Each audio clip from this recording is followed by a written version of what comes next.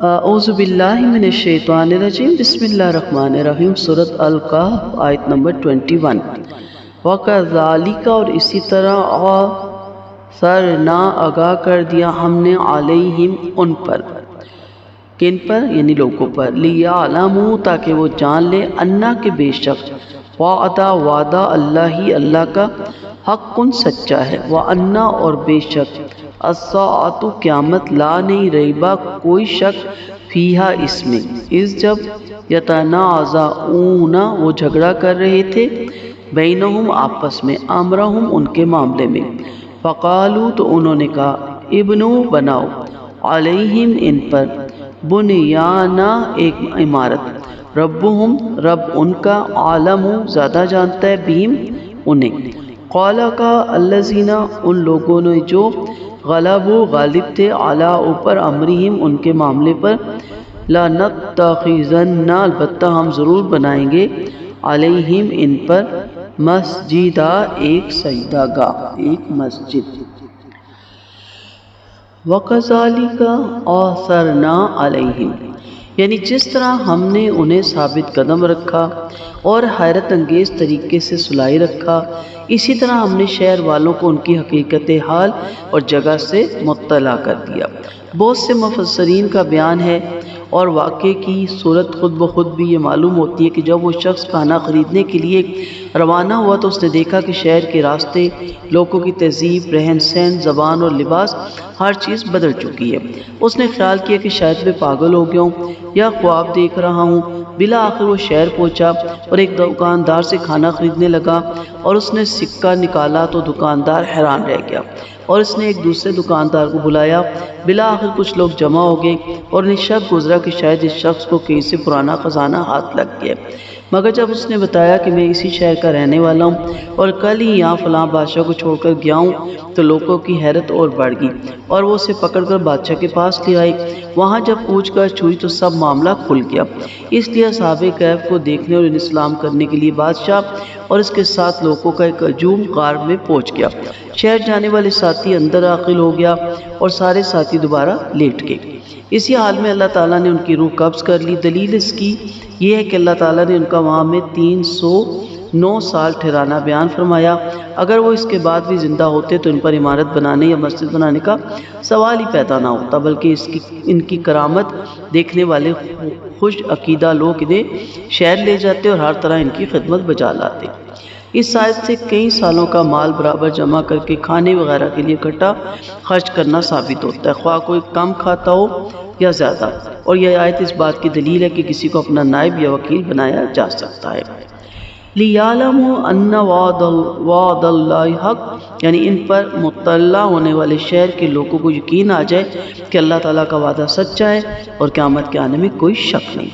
اِذْ يَتَنَازَعُونَ بَيْنَهُمْ، یعنی ہم نے شہر والوں کو ان پر اس وقت اطلاع کی جب وہ آپس میں اپنے معاملے میں جھگڑ رہے تھے۔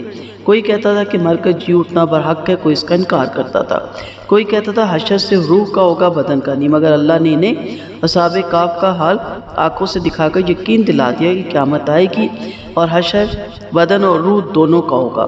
اِذْ يَتَنَازَعُونَ بَيْنَهُمْ، امرہم کا معنی یہ بھی ہو سکتا ہے کہ جب شہر والے اصحاب کہف کے بارے میں جھگڑ رہے تھے کہ یہ لوگ کون تھے، غار میں کب آئے، کتنی دیر سوئے رہے، اب ان کے مرنے پر ان کے ساتھ کیا کیا جائے گا۔ بعض نے کہا کہ ان پر دیوار بنا کر غار کا منہ بند کر دیا جائے، بعض نے کہا ان پر ایک عمارت ان کی یادگار کے طور پہ بنا دی جائے۔ ربہم عالم بہم، یعنی اصحاب کہف اور شہر والوں کے حوال ان کا رب سب سے بہتر جانتا ہے، بلکہ وہی جانتا ہے۔ قال کہا الذین غلبوا علی امرہم، ان جن لوگوں کے پاس غلبہ اور اقتدار تھا وہ کہنے لگے ہم تو ضرور ان پر ایک مسجد بنائیں گے اور اس طرح ان کی یادگار کو باقی رکھیں گے۔ گزشتہ قوموں میں اسی راستے سے شرک داخل ہوتا ہے، اور اب بھی شرک کی سب سے بڑا مرکز انہی قبروں پر تعمیر شدہ عمارتیں، مثلا خانقاہیں وغیرہ یا درگاہیں وغیرہ یا مسجدیں ہیں۔ عائشہ رضی اللہ عنہما سے روایت ہے کہ آپ صلی اللہ علیہ وسلم نے اپنی اس بیماری میں فرمایا جس میں آپ فوت ہوئے، اللہ یہود و نصارہ پر لعنت کرے، انہوں نے اپنی انبیاء کی قبروں کو مسجد بنا لیا۔ جندب رضی اللہ عنہ سے فرمایا کہ میں نے اپنے نبی کریم صلی اللہ علیہ وسلم سے آپ کے فوت ہونے سے 5 دن پہلے سنا۔ آپ نے فرمایا جان لو جو لوگ تم سے پہلے تھے وہ اپنے نبیوں صالحین کی قبروں کو مسجدیں بنا لیتے تھے، سن لو کہ تم قبروں کو مسجدیں نہ بنانا، میں تمہیں اس سے منع کرتا ہوں۔ ایک حدیث میں ہے کہ آپ صلی اللہ علیہ وسلم نے ایسا کرنے والوں کو اللہ کے ہاں سب سے بری مخلوق قرار دیا۔ فرمایا ان احادیث میں قبروں پر مسجدیں بنانے سے مراد ان کے پاس مسجدیں بنانا، کیونکہ یہود و نصارہ کی عبادت خانوں ان کے انبیاء اولیاء کی قبروں کے پاس ہوا کرتے تھے۔ افسوس کے بعد مسلمانوں نے یہ تکلف بھی ختم کر کے اپنے بزرگوں کی قبریں عین مسجدوں کے اندر بنانا شروع کر دی۔ ان لوگوں کو کی کوئی مسجد کم ہی کسی نہ کسی قبر سے خالی نظر آئے گی۔ ان کی قبریں عین مسجدوں کے اندر بنی ہوتی ہیں۔ ان کے مولویوں نے اس بدترین فعل کے جواز کے لیے زیر تفسیر آیت کو دلیل بنایا، حالانکہ اس میں صرف یہ ذکر ہے کہ ان کے غالب اور بااثر لوگوں نے کہا۔ رہی یہ بات کہ انہوں نے درست کہا یا غلط، اس کی وضاحت نبی کریم صلی اللہ علیہ وسلم نے فرما دی۔ چنانچہ جابر رضی اللہ عنہ بیان کرتے ہیں نبی کریم صلی اللہ علیہ وسلم نے اس سے منع فرمایا کہ قبریں پر چونا گنج یعنی سیمنٹڈ بنائی جائیں، اور اس سے یہ کہ اس پہ بیٹھا جائے، اور اس سے یہ کہ اس پہ عمارت بنائی جائے، بلکہ آپ صلی اللہ علیہ وسلم نے ایسی قبروں کو برابر کرنے کا حکم دیا۔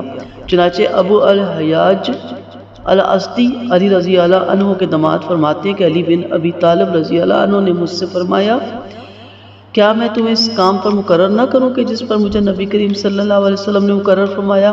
وہ یہ ہے کہ کوئی مورتی نہ چھوڑیں جسے تو مٹا نہ دے، اور نہ کوئی اونچی قبر جسے تو برابر نہ کر دے۔ اللہ کی حکمت دیکھیے کہ نبی کریم صلی اللہ علیہ وسلم نے قبریں برابر کرنے پر اس شخص کو مقرر فرمایا جس کے نام لیوا نے سب سے زیادہ قبروں کو پختہ اور اونچا بنانا تھا، تاکہ کسی کے پاس کوئی عذر باقی نہ رہے۔ تمام مفسرین اس کی تفسیر یہی لکھتے ہیں قرآن سے لیتے ہوئے کہ جب اصحاب کہف میں سے ایک نوجوان اٹھتے ہیں تو اس وقت سلطنت میں بہت سی تبدیلی ہو چکی تھی اور حالات بھی سازگار تھے۔ جب کھانا لانے والے شہر پہنچا تو وہاں دنیا ہی بدل چکی تھی۔ لوگوں کی تہذیب و تبدل، لباس اور وضع قطع میں نمایاں فرق واقع ہو چکا تھا۔ زبان میں بھی خاصا فرق پڑ گیا تھا۔ جب لوگوں نے اس نوجوان کو دیکھا تو سب اس کی طرف متوجہ ہو گئے، لیکن وہ ان سے گریز کرتا رہا۔ پھر جب اس نے کھانا خریدنے کے بعد کئی صدیوں پہلے کا سکہ پیش کیا تو دکاندار اور آس پاس والے سب لوگ اس نوجوان کو مشکوک نگاہوں سے دیکھنے لگے۔ انہیں یہ شبہ ہوا کہ شاید اس شخص کو پرانے زمانے کا کوئی خزانہ مل گیا ہے۔ چنانچہ اسی شک و شبے کی بنا پر لوگوں نے اسے پکڑ کر حکام بالا کے سامنے پیش کر دیا، اور جب اس نوجوان نے بھی اپنا بیان دیا تو یہ معاملہ کھل کر کہ تو وہی گروپ ہے جو صدیوں پہلے روپوش ہو گیا تھا اور جن کا ریکارڈ اب تک سرکاری دفتر میں منتقل ہوتا چلا آ رہا ہے۔ یہ خبر آنن فارن سارے عیسائی آبادی میں پھیل گئی، جس سے وہ لوگ بچانا چاہتے اپنے آپ کو۔ اللہ نے سب لوگوں کو ان کے حال سے باخبر کر دیا۔ فرق یہ تھا کہ جب وہ مفرور اور روپوش ہوئے تھے اس وقت وہ معاشرہ اور حکومت کے مجرم تھے، لیکن اس وقت وہ سب کی نظروں میں ایمان پر ثابت قدم رہنے والے اور محترم تھے۔ تو اللہ نے یہ کیوں واضح کیا؟ تاکہ جان لو کہ مرنے کے بعد جی اٹھنا ہے، اور اس قوم میں بھی یہ عقیدہ ختم ہو چکا تھا، اس لیے اس کے عقیدے کو درست کرنے کے لیے اللہ نے اس وقت اصحاب کہف کو اٹھا کھڑا کیا۔ بعد الموت کے جھگڑے کی بارے میں یہاں پہ اس آیت میں تفصیل سے بتایا گیا۔ ان دنوں اگرچہ سرکاری مذہب عیسائیت تھا اور عیسائی قیامت اور روز آخرت کے قائل ہوتے ہیں، تاہم روز قیامت کے متعلق عجیب قسم کی اور فلسفانہ قسم کی بحثیں چھڑی ہوئی تھی۔ کچھ بے دین قسم کے لوگ تو سرے سے بعد الموت کے منکر تھے، جیسا کہ ہر مذہب میں ایسے لوگ بھی پائے جاتے ہیں، خواہ یہ انکار عملاً ہو یا قولاً بھی۔ باقی بعد الموت پر یعنی مرنے کے بعد جی اٹھنے پر ایمان رکھنے والوں میں یہ اختلاف تھا کہ آیا یہ روحانی قسم کا ہوگا یا جسمانی قسم کا، اور اس پر مناظرے ہوتے تھے، لیکن کوئی حتمی فیصلہ نہیں ہونے پا رہا تھا۔ بادشاہ خود چاہتا تھا کہ اس اختلاف کا کوئی حتمی فیصلہ ہو جائے۔ انہی ایام میں ان نوجوانوں کا اٹھ کے سامنے آنا جس نے جسمانی طور پر مرنے کے بعد جی اٹھنے کے عقیدے کا ناقابل انکار ثبوت فراہم کر دیا۔ اب اصل جس کے لیے سب کچھ ہوا اس چیز کو سمجھنے سے دور ہو کے دوسرے کاموں میں لگ گئے۔ اصل جو مقصد تھا وہ یہ تھا کہ اللہ تعالیٰ قیامت کے دن اسی طرح اٹھا کھڑا کرے گا جسموں کے ساتھ۔ اور وہ کس کام میں لگ گئے کہ یہ بڑے کرامت والے لوگ ہیں، بڑے پہنچی ہوئی ہستیاں، بہت بڑے ولی اور درویش ہیں، سو ان کی یادگار مقرر کی جائے۔ تو مسجد کی تعمیر بطور یادگار، سجدہ گاہ کو بھی کہتے ہیں نا مسجد جہاں سجدہ کیا جائے۔ اب یہ اصحاب کہف سب لوگوں کی نظروں میں بہت ہی قابل احترام تھے اور اولیاء اللہ سمجھے جانے لگے تھے۔ لوگوں نے ان سے غار میں جا کر ملاقات کی یا نہیں کی، یا ان لوگوں نے غار سے نکل کر لوگوں کو سلام و دعا کی یا نہیں کی، یہ تفصیل کہیں بھی نہیں ملتی۔ البتہ رائجہ قول یہی معلوم ہوتا ہے کہ کھانا لانے والا بھی واپس غار میں چلا گیا، وہ پھر پہلے کی طرح لیٹ گیا اور وہیں ان کی روحیں قبض کر لی اللہ تعالیٰ نے۔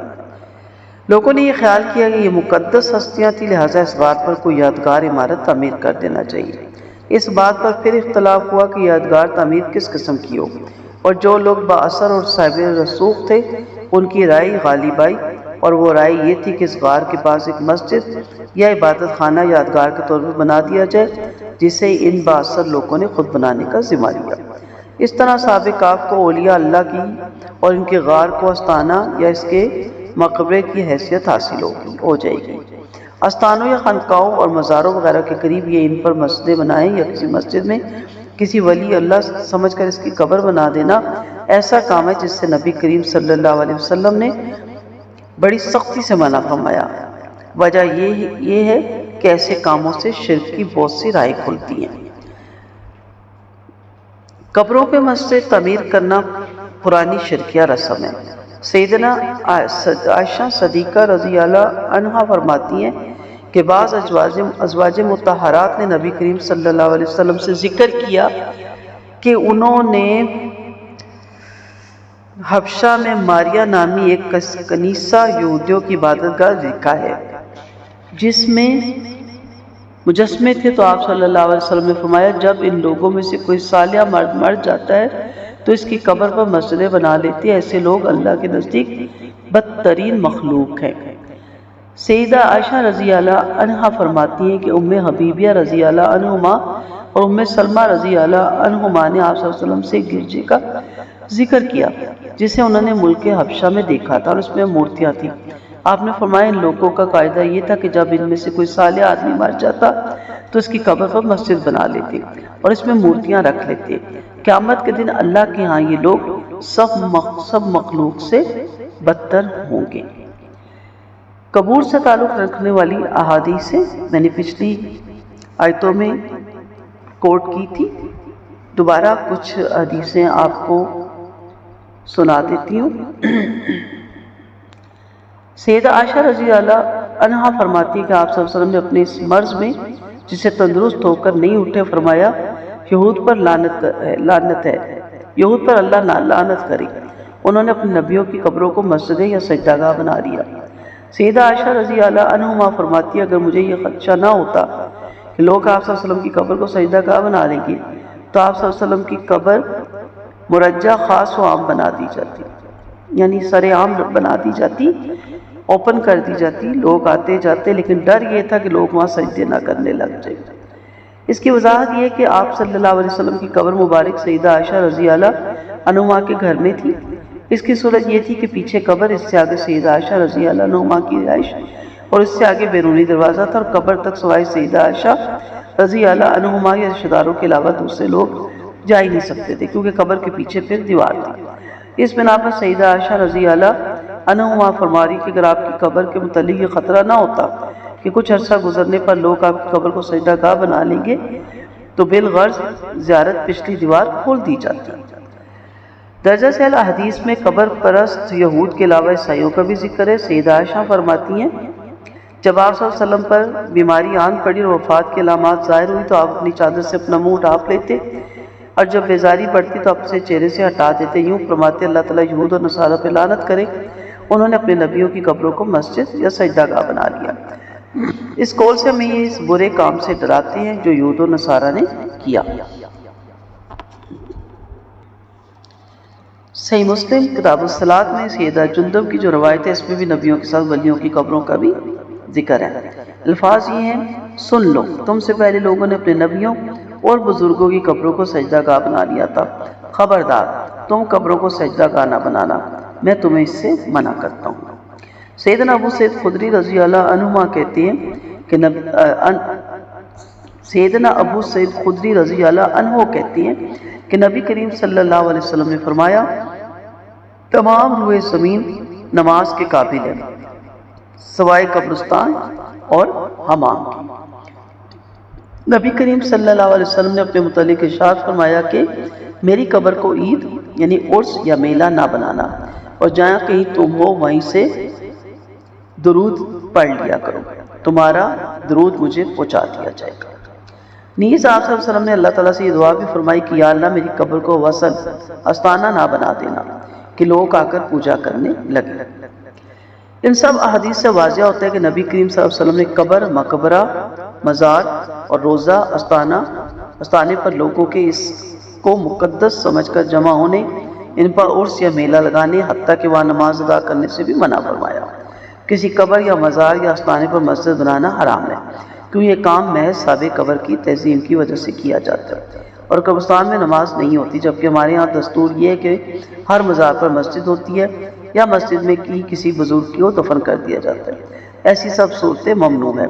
مزاروں پر جو لوگ اکٹھے ہوتے ہیں وہ ان بزرگوں کو حاجت روا مشکل گزار سمجھ کر وہاں جاتے ہیں، نیز ایسے ادب یا عبادت بجا لاتے ہیں جو صرف اللہ کے لیے ہی کی جا سکتی ہے یا بیت اللہ کے لیے، مثلا وہاں نظریں، نیازیں یا مالی قربانی بھی دیتے ہیں۔ قبروں کی صفائی، انہیں مزین کرنا، ان پر چراغاں کرنا سب شرعاً حرام ہے جو یہ وہاں بجا لاتے ہیں، اور بعض بدبخت تو قبروں کو بیت اللہ کی طرح طواف کرتے ہیں، غلاف چڑھاتے ہیں، حتیٰ کہ ہم سجدہ کرنے سے بھی گریز نہیں کرتے، اور غالباً یہی وجہ ہے جن کی بنا پر قبرستان میں نماز کو ممنوع اور مزارات اور آستانوں کی تعمیر کو حرام قرار دیا گیا۔ اور آج کل تو بعض مزارات پر عرس کے بجائے حج کے پورے مناسب بھی ادا کیے جاتے ہیں اور اسے حج کا نام دیا جاتا ہے۔ استغفر اللہ، استغفر اللہ، استغفر اللہ۔